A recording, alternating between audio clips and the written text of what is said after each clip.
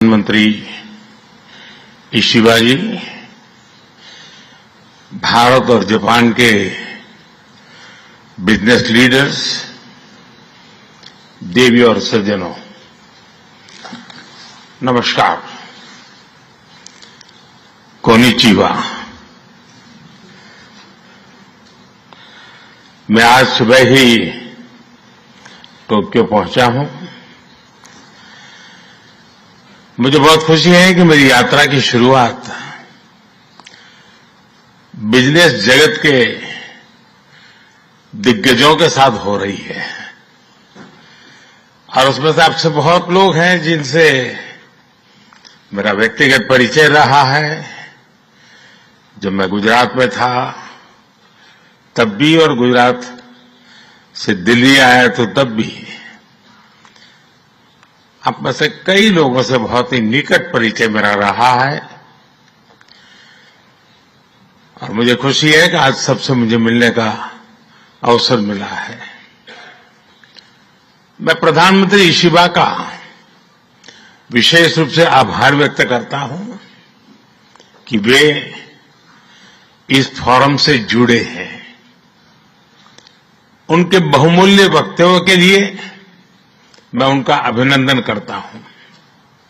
साथियों, भारत की विकास यात्रा में जापान हमेशा एक अहम पार्टनर रहा है। मेट्रो से लेकर मैन्युफैक्चरिंग तक, सेमीकंडक्टर से लेकर स्टार्टअप्स तक, हर क्षेत्र में हमारी साझेदारी आपसी विश्वास का प्रतीक बनी है। जापानी कंपनियों ने भारत में $40 बिलियन से ज्यादा का निवेश किया है। मात्र पिछले 2 वर्षों में $13 बिलियन का प्राइवेट इन्वेस्टमेंट हुआ है। JBIC कहता है कि भारत सबसे प्रॉमिसिंग डेस्टिनेशन है। जेट्रो बताता है कि 80% कंपनियां भारत में एक्सपांड करना चाहती है और 75% ऑलरेडी मुनाफे में है। यानी in India capital does not just grow, it multiplies. साथियों, पिछले 11 वर्षों में भारत के अभूतपूर्व प्रधानमंत्री इशिबा जी, भारत और जापान के बिजनेस लीडर्स, देवी और सज्जनों, नमस्कार। कोनिचिवा। मैं आज सुबह ही टोक्यो पहुंचा हूं।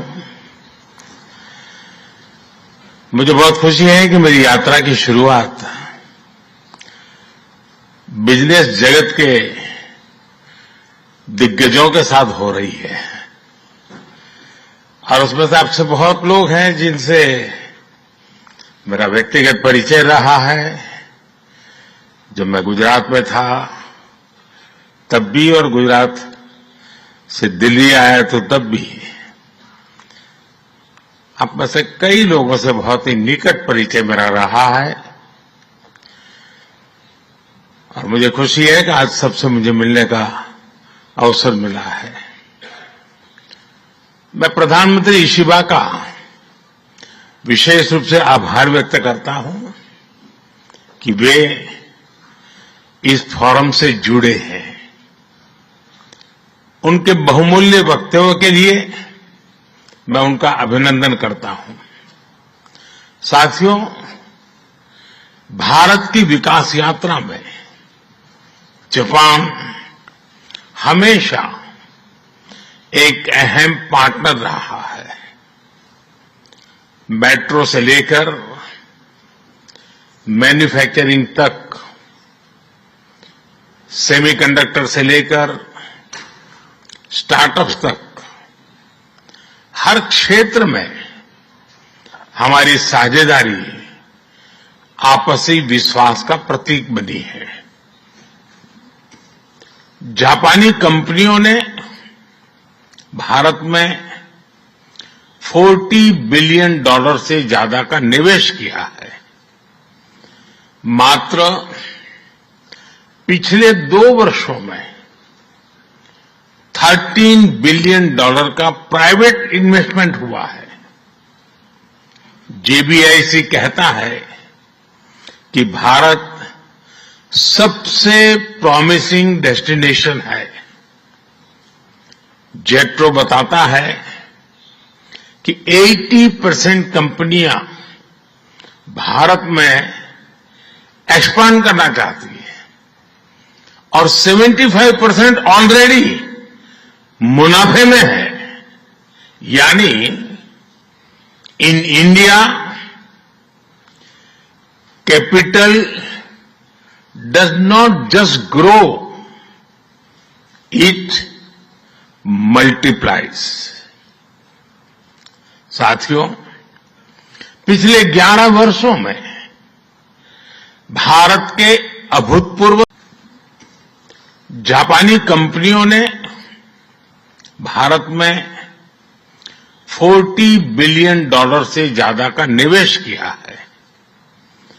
मात्र पिछले 2 वर्षों में $13 बिलियन का प्राइवेट इन्वेस्टमेंट हुआ है। JBIC कहता है कि भारत सबसे प्रॉमिसिंग डेस्टिनेशन है। जेट्रो बताता है कि 80% कंपनियां भारत में एक्सपांड करना चाहती है और 75% ऑलरेडी मुनाफे में है। यानी in India capital does not just grow, it multiplies. आज भारत में पॉलिटिकल स्टेबिलिटी है, इकोनॉमिक स्टेबिलिटी है, पॉलिसी में पारदर्शिता है, प्रेडिक्टिबिलिटी है। आज भारत विश्व की सबसे तेज ग्रो करने वाली मेजर इकोनॉमी है और बहुत जल्द विश्व की तीसरी सबसे बड़ी इकोनॉमी बनने जा रहा है। वैश्विक ग्रोथ में भारत 18% योगदान दे रहा है। भारत की कैपिटल मार्केट्स में अच्छे रिटर्न्स मिल रहे हैं। एक मजबूत बैंकिंग सेक्टर भी है। लो इन्फ्लेशन और लो इंटरेस्ट रेट्स, करीब $700 बिलियन के फॉरेक्स रिजर्व है। 2017 में हमने वन नेशन वन टैक्स की शुरुआत की थी। अब इसमें नए और बड़े रिफॉर्म लाने पर काम चल रहा है।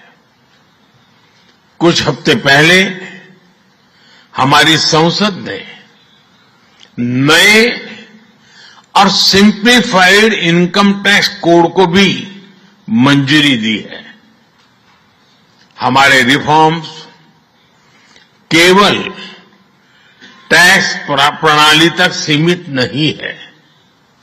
हमने ईज ऑफ डूइंग बिजनेस पर बल दिया है। बिजनेस के लिए सिंगल डिजिटल विंडो अप्रूवल की व्यवस्था की है। हमने 45,000 कंप्लायंसेस रेशनलाइज किए हैं। इस प्रक्रिया को गति देने के लिए डीरेगुलेशन पर एक उच्च स्तरीय कमेटी बनाई गई है। डिफेंस और स्पेस जैसे सेंसिटिव क्षेत्रों को प्राइवेट सेक्टर के लिए खोल दिया गया है। अब हम न्यूक्लियर एनर्जी सेक्टर को भी खोल रहे हैं। साथियों, इन रिफॉर्म्स के पीछे हमारा विकसित भारत बनाने का संकल्प है, हमारा कमिटमेंट है, कन्विक्शन है और स्ट्रेटेजी है।